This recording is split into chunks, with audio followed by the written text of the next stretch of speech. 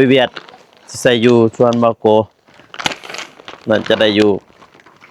30-40 โลนะเมื่อยขนาดมื้อนี้พี่น้องตัดจะ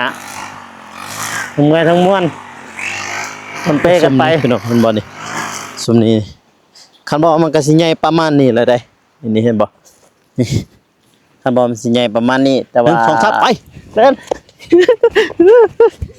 เอาแล้วพี่น้องเอ้ย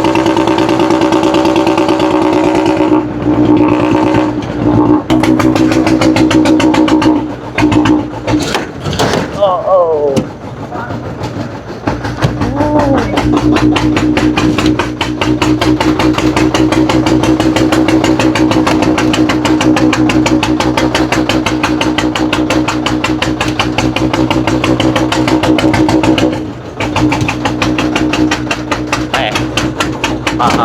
ก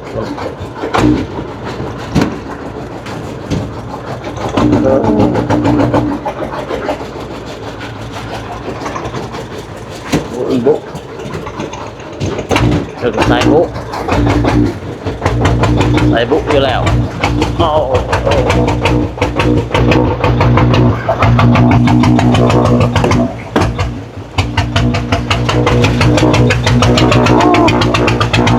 จม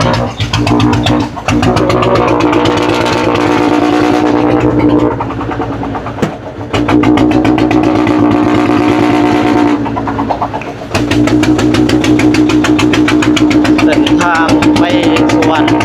เราโค้งเราไปโค้งไปทั้งหมดโอ้โหกันเลยมาใหญ่เติบเลยก็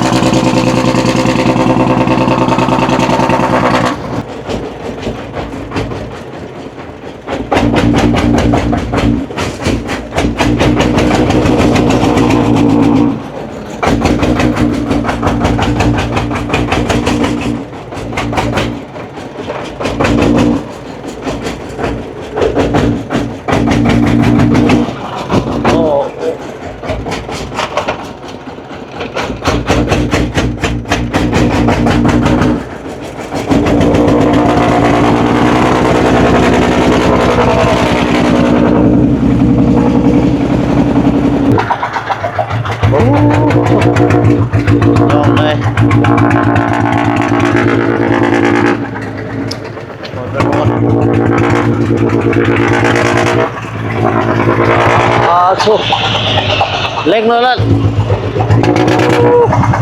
คุณโทษหน่อย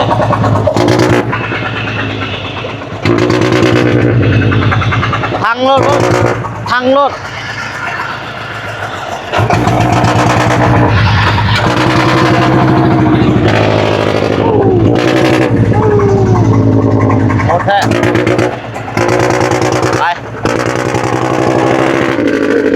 ปอ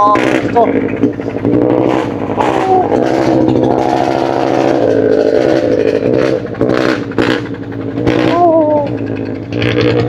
หแท้ลองเลยลองเลยเปิดภาพมาเด้อพี่น้องเด้อสองมื้อนี้เนาะพี่น้องเนาะกามาอยู่สวนเบาโกพี่น้องเนาะมาเสียหญ้าอ้อมกก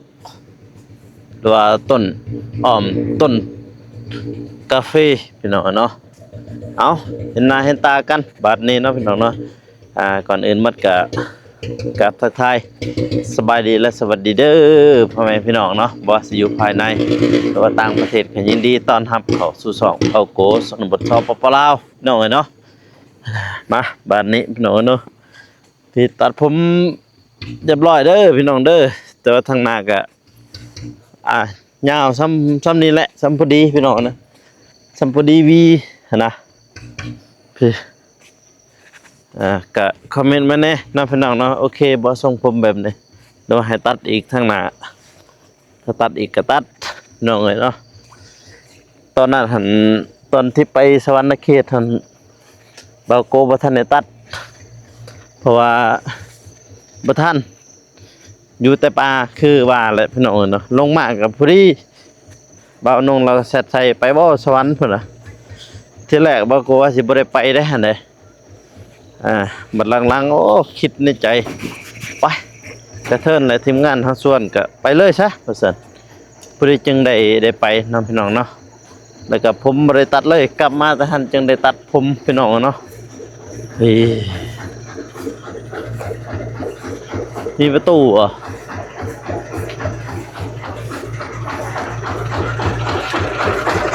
ไปดิฮะโอ้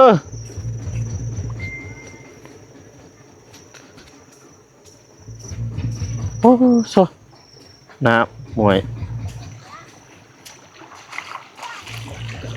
น้ำห่วยน้ำห้องจังเลย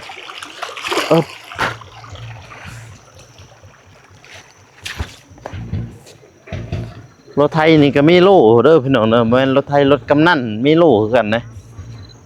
โอ้เส้นทางเบิ่งเอาหมดแทะบาดนี่เจอกับเส้นทางโอ้ลงมาแล้วมาเลยพี่น้องเอ้ยมาแล้วเฮ็ด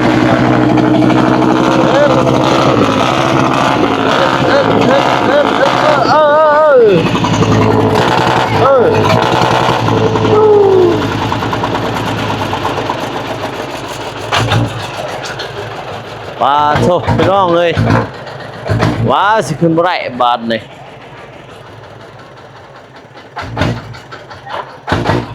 มาโอ้ปล่อยดังลักพี่น้องมาเรียบบาดนี่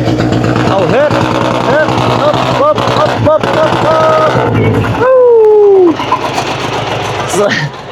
ใส่โลเลยลัดใส่โลบ้างเมื่อกี้บ่ได้ใส่โลได้เมื่อกี้เด้คันใส่โลสบายขึ้นพี่น้องเลย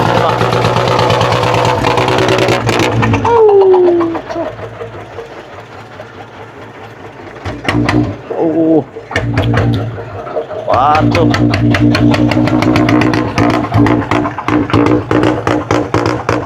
เมื่อกี้บ่ได้ใส่โล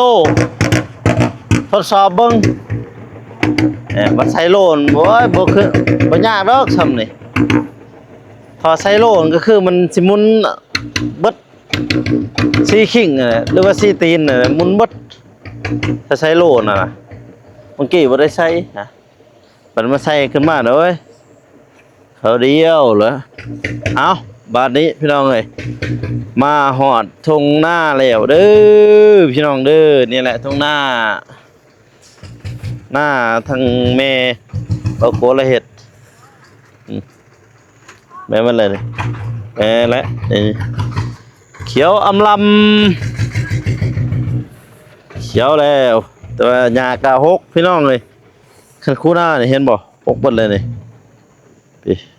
เห็นบ่หน้าทั้งบ้านบ่าวโกนั่นก็สีดำเมาแต่ว่าเห็นทั้งบ้านบ่าวเตียงหันเขาวานเนาพี่น้องว่าแปลกอีหลีทั้งหน้าทั้งบ่าวเตียงแปลกว่าซั่นเป็นหยังคือแปลกคือว่าเพิ่นวานเอาวานไปเลยเขาตามหน้าแต่ว่าทางบ้านบ่าวโกนี่วานนี่บ่ได้แบบนั้นบ่เกิดต้องได้ดำจังสิพี่น้องนะบ่ได้เห็นบ่ต้องดำจังสิเห็นบ่เป็นแถวเลยเด้เป็นแถวจังซี่เห็นบ่หน้าบ้านบ่โกพี่น้องเนาะต้องได้ดำแต่ว่าเบิ่งท้องฟ้าก็คือมืดครึ้มพูนสวนเบาโกอยู่ลุ่มพูนพี่น้องเนาะอยู่อ่าสวนหน้าพูสวนหน้าแล้วก็กาแฟก็อยู่หันคือกันแหละพี่น้องเอ้ยสวนกาแฟสวนแกแล้วก็ผู้ตีนผู้พุ่นแถวนั้นก็ทางเบิดเลยได้หั่นน่ะในกล้องอาจจะบ่เห็นปานใดเห็นบ่สุมได้แค่นี้พี่อยู่ทงให้ทงหน้าเด้อพี่น้องเด้ออากาศดีอยู่นี่ที่แต่ว่าสัญญาณในสัญญาณอินเทอร์เน็ตบ่มีแต่สิมีพูนแถวเที่ยงนาครับเบื้องนะครับแถวนี้มีสัญญาณมีพอได้เซตได้หยังหั้นนะแต่ว่าทางบ้านบ่กูบ่มี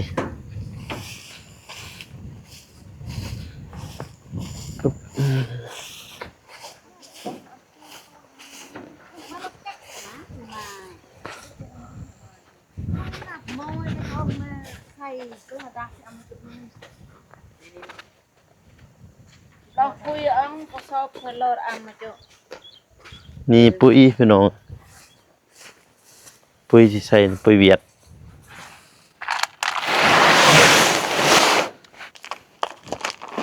ปุ๋ย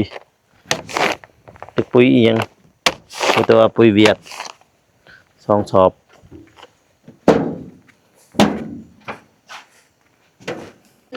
เอ้านอนนี่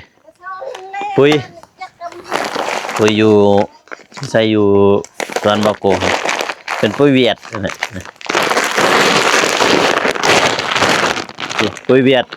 ใส่อยู่สวนบาโกมันจะได้อยู่30-40 โลนะไปถือตัวน่ะไปพี่น้องเอ้ยไปแช่ยาตามกกเลยก็จึงตัดเราโกจะเป็นคนตัดยาคันคู่ก็6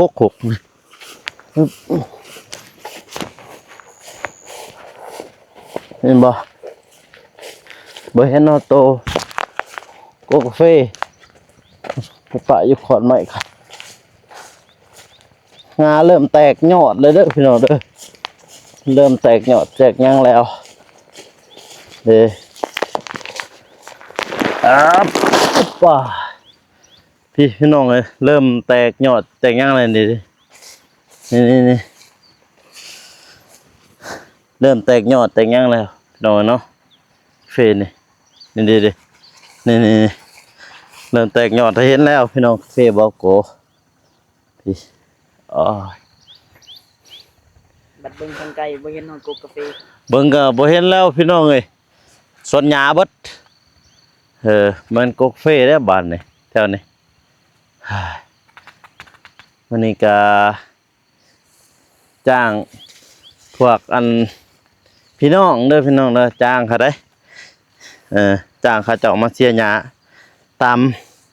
บริเวณกกมันนี้เนาะพี่น้องเนาะบัดแล้วบ่โกสิเอาจักรมาตัดเขาเสียตามอ้อมกกบาโกก็สิตัดตามวางนี่เนาะพี่เมื่อยพี่น้องเอ้ยเดี๋ยวถ้าเบิ่งถ้ารุ่นนำกันพี่น้องเนาะแล้วก็สิบอกว่าจักต้นมื้อนี้นี่เด็กสิแล้วบ่พุ่นแหละพุ่นฮอดปลากล้วยนั่นแหละนี่เขาฮอดนี่แหละนี่เมื่อยมาน้องเอ้ย นี่แหละตัดยามมื้อนี้เทื่อนี้แม่นเบิดเลยนี่เช้านี่แน่แล้วก็ตอนแรง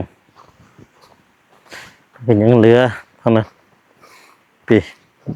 กาแฟนี่น้ำมันเบิดน้ำมันเบิด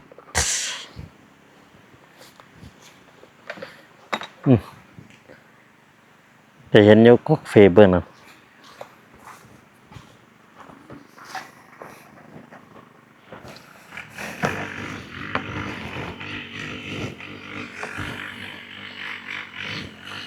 เบื้องน้องชายเขาตัดเป็นเสือเอ็นเบื้องบาโกตัดอันนี้ใบเอา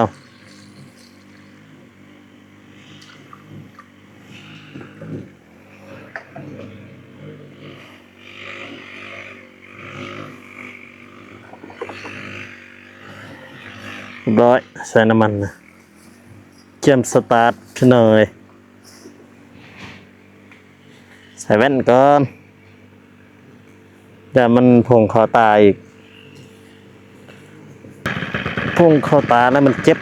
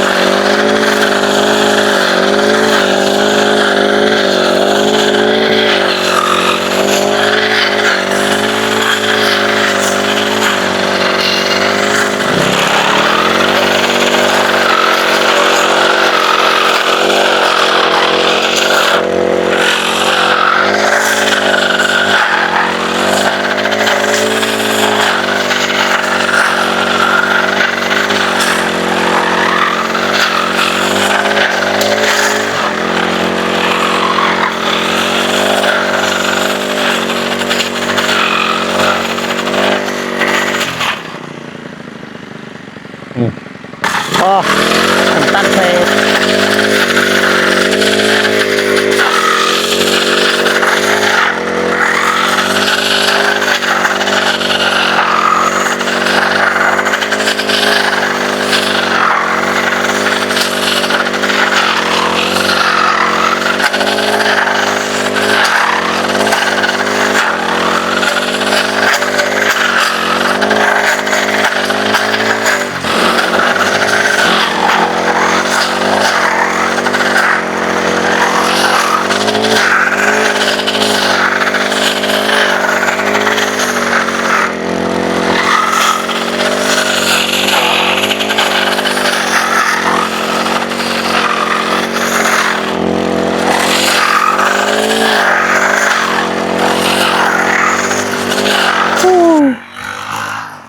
เมื่อยขนาดมื้อนี้พี่น้องตัดจะเมื่อยทั้งมวลมันเปกันไปจังหวะเมื่อยจังหวะมวนแล้วพี่น้องเอ้ยน้องไส้ตัด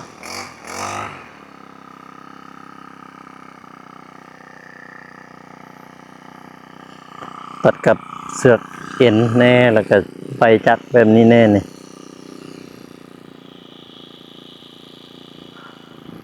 หาก็ได้เครื่องหนึ่ง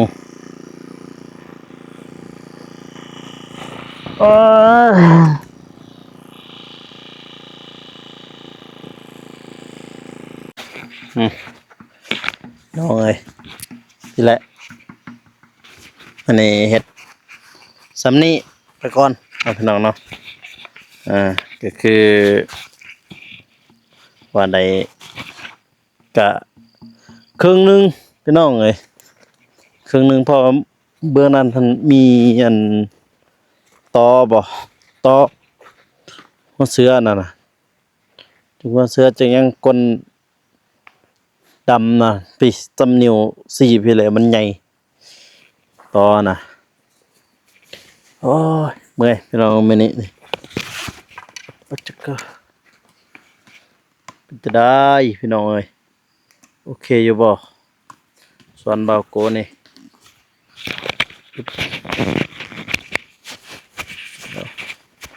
นี่ไม่ก่อนถือมึงลัดมาตื่นได้ไหมใส่ถือเอามาเกือบเหยียบแป้นแตกอีกกาแฟ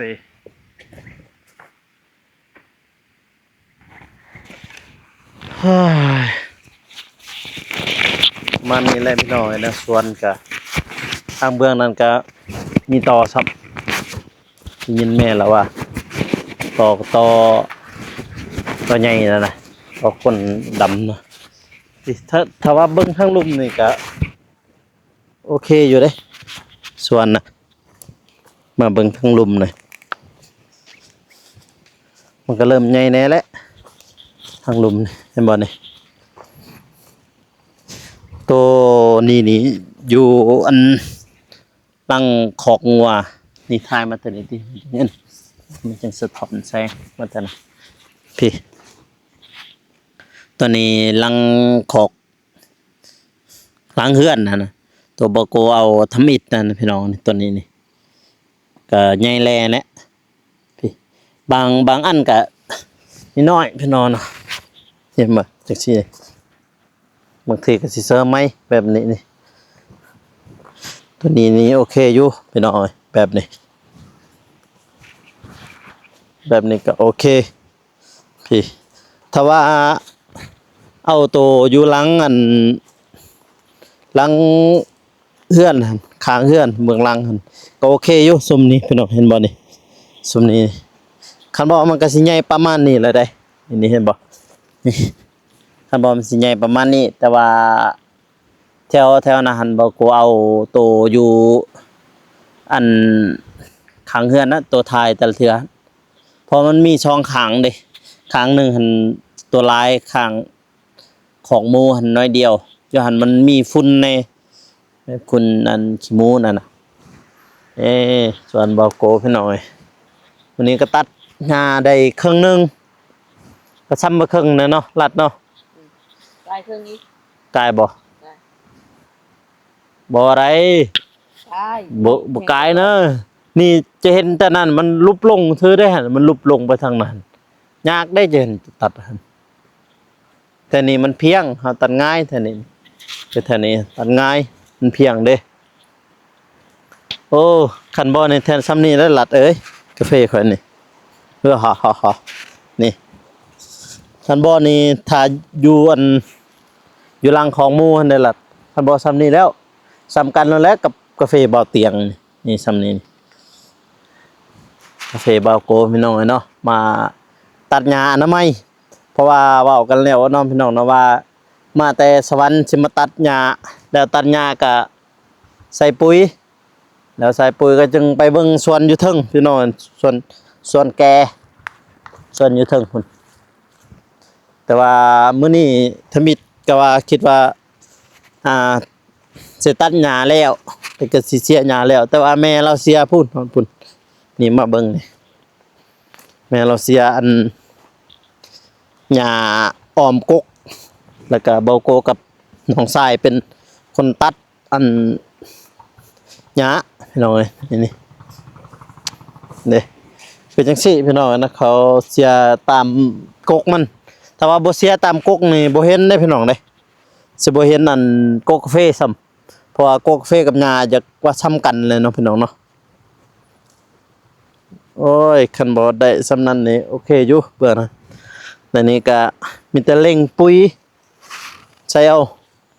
เบื้องนั้นมันมีตอพี่น้องน่ะเบื้องนะฮะระวังนะหั่นข้าไปผักเบื้องนั้นหน่อยหนึงมันไม่มีตอเพราะเมื่อกี้นี้แม่เราเสียหญ้าแล้วบัดนี้ตอไหลโอ้ถ้าอีก3 เดือนนี่โอเคแล้วซำนี้นี่กาแฟนี่ประมาณนี้พี่น้องเนาะเด้ๆๆตอนนี้รัดนี่รัดนี่ตอนนี่ตัวบางใหญ่นี่เห็นบ่ นี่มาเบิ่งใกล้ๆนี่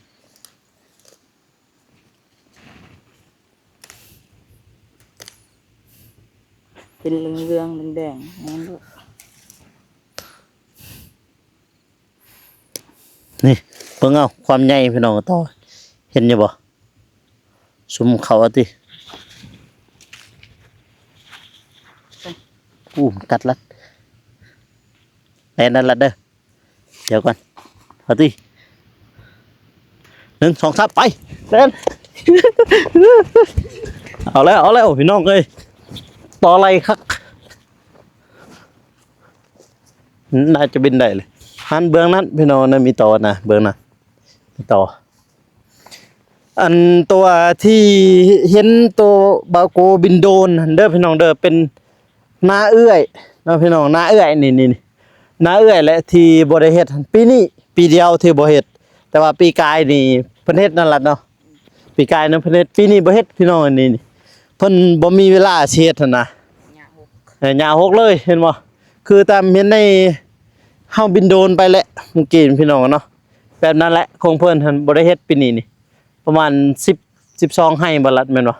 12ไร่เพิ่นว่าไปพี่น้องเดี๋ยวกลับบ้านแล้วก็บางทีบ่โกก็สิจบคลิปอยู่ที่บ้านเลยเนาะพี่น้องเนาะไปนี่แหละปุ๋ยเฮาปุ๋ยถ้ามีว่าสิใส่ปุ๋ยพี่น้องเอ้ยแต่ว่าตัดหญ้าบ่แล้วน้องพี่น้องตัดหญ้าบ่แล้วยังอีกครึ่งหนึงก็เลยบ่ได้ใช้ปุ๋ย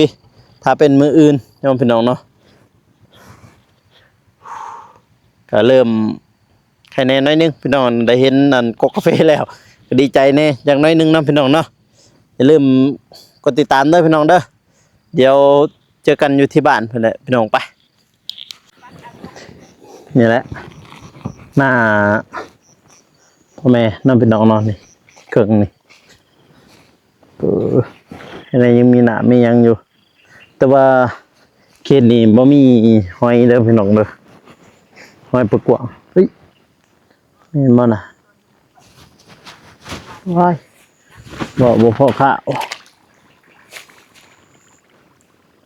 โอ้เป็นหอยอันนั้นหอยกุนแลมก็บ่แม่นหอยประกวางบ่เป็นหยังอีกบาดนี่รถหม้อไฟเบิดสตาร์ทก็ยากแน่จักหน่อยหนึงมื้อเช้าก็คือกันนั่นแหละเป็นบรรยากาศนะพี่น้องเนาะทางบ้านเบาโกพี่น้องเนาะหรือว่าทางหน้าตัวนี่แหละหน้านี่ตอนนี้พี่น้องนี่ฮอดกันคูตัวนี้ทางเทิงเงินแมนของเขาเบิ่ง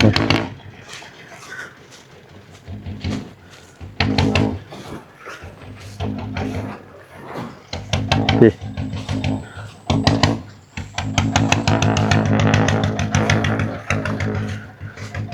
นี่ตาม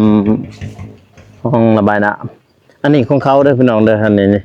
อันนี้ของแม่เบาโกน้องพี่น้องเนาะแต่เฮาลุ่มพุ่นแหละฮอดสวนพุ่นแหละแต่ว่าเบื้องนั้นก็ของเอื้อยแต่ว่าเอื้อยบ่เฮ็ดปีนี้เพิ่นบ่ทันหั่นน่ะเฮ็ดบ่ทันพี่น้องเนาะแต่ว่าถ้าคิดถึงมันมีแน่สัญญาณนะพี่น้องเนาะขึ้นไปถึงเพิ่นก็มีภูผาพูนส่วนแก่ส่วนอันพวกเบาโกอยู่เทิงพูนพี่น้องเนาะแต่ว่าตัดหญ้า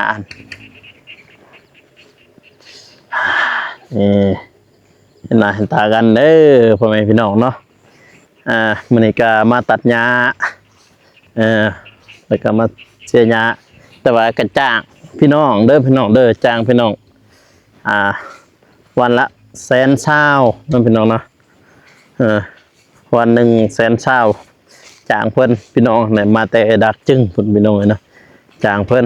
มาเสียซอยทำคันบอลน่าจะแล้วอยู่2 มื้อพี่น้องแต่ว่ามื้อนี้ก็ ต่อไล่ฟังขาบแรงนี่พี่น้องต่อไล่เพิ่นแต่ว่าไปดันไปตอดใส่